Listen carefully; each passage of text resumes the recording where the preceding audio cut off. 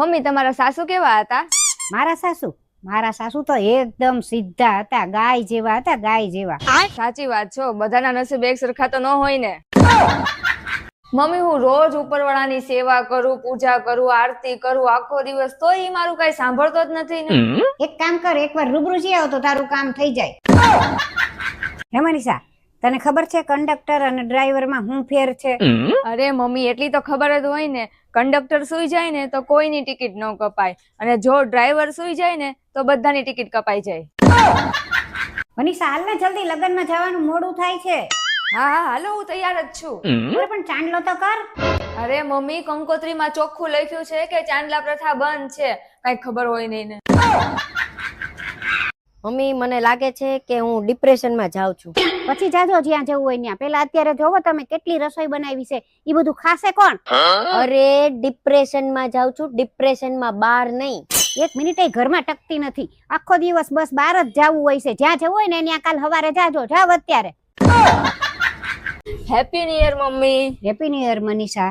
આ જૂના વર્ષમાં મારાથી જાણતા અજાણતા કઈ ભૂલ થઈ હોય કે મારાથી કઈ બોલાઈ ગયું હોય તો આ નવા વર્ષમાં તમારો સ્વભાવ બદલજો, બાકી વાગ તો તમારો જ હશે.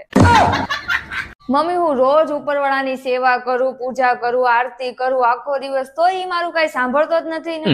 એક કામ કર, એકવાર રૂબરૂ જઈ આવ તો તારું કામ થઈ જાય. હું શું કહું છું, ડોક્ટરના કહેવા પ્રમાણે 5 કિલોમીટર દોડીએ તો જીવનની 20 મિનિટ વધી જાય. પણ મારે તો 5 કિલોમીટર દોડવામાં 30 મિનિટ થઈ જાય છે, તો ફાયદો થાય કે નુકસાન?